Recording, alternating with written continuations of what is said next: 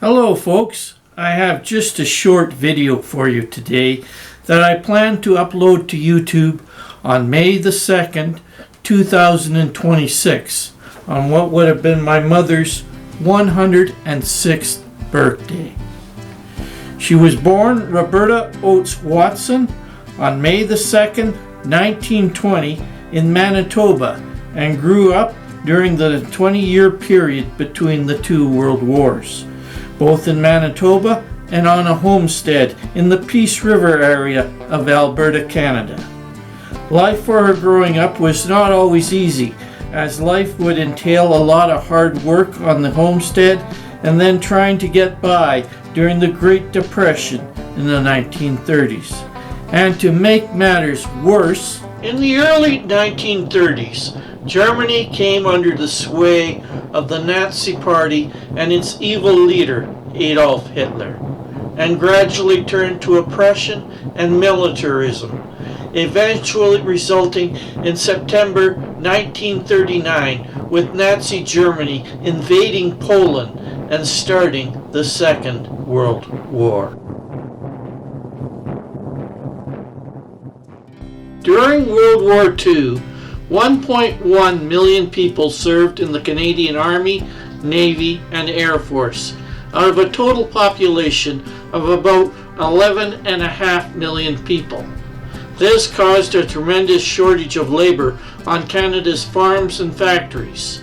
The government of Canada strongly encouraged women to take up these jobs, and they answered the call, working in factories, on the farm, and even in the Army, Navy, and Air Force, where they worked in support roles, freeing up men for combat positions.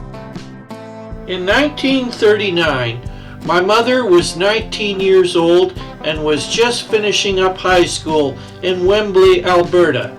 My family had several relatives living in Winnipeg, Manitoba, and told her that there was defense work to be had in and around Winnipeg, so she moved there. In my mother's papers, I found this letter of reference stating that she worked at MacDonald Bros Aircraft Limited in St. James, Manitoba from March 1941 until October 1944. At the time, St. James was its own independent city, but was absorbed by Winnipeg in 1972 and is the district where Winnipeg's International Airport is located. MacDonald Bros Aircraft Limited was founded in 1930, and by the end of World War II, MacDonald Brothers had 4,500 employees who built plane floats and trainer aircraft for the RCAF and was a major repair and overhaul center for the Air Force during the war. After the war, in 1954, MacDonald Brothers was acquired by Bristol Airplane Company and continued as a contractor for the service and repair of aircraft for the Canadian Armed Forces. Also in her papers, I found this group photo of my mother and her fellow employees at MacDonald Brothers, which I had colorized. My mother is in the bottom left-hand corner of the photo. Behind the people in the photo, you can also see the aircraft that they were employed to build, the Avro Anson twin-engine bomber trainer. The Anson was designed and built by Avro in Britain and later under license in Canada in response to a request by the British Air Ministry for a maritime reconnaissance aircraft, and entered service with the RAF in 1935. With the outbreak of the Second World War, the Anson was found to have become obsolete in its intended reconnaissance role, but proved ideal to serve as a trainer aircraft to train aircrew on multi-engine aircraft to prepare to fly bombers with Bomber Command in Britain. The Avro Anson saw a great deal of service in Canada as part of the Commonwealth Air Training Plan that trained aircrew for Britain, Canada, Australia, and New Zealand for service in Britain during the Second World War.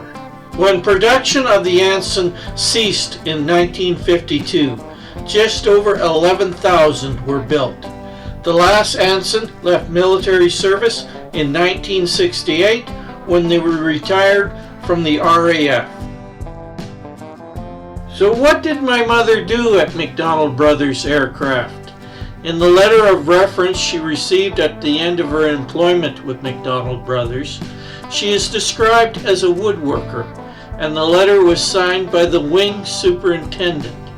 The wings of the Anson were made of spruce and plywood covered with doped fabric. I asked Mom one time what she did at the aircraft factory, and in her own words she said, "I made fiddly little bits of wood that looked like they would break without much effort, and I had no idea what they were for, but most likely they were an important part of the plane." So most likely she was like these ladies, working at a drill press or some such similar machine, making her fiddly little bits of wood.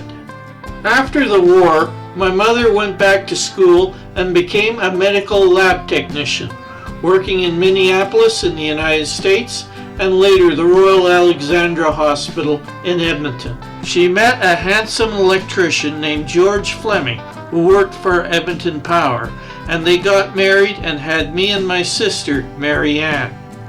When my dad died in 1970, when I was 9 and my sister 6, Mom became a single parent and raised us on her own.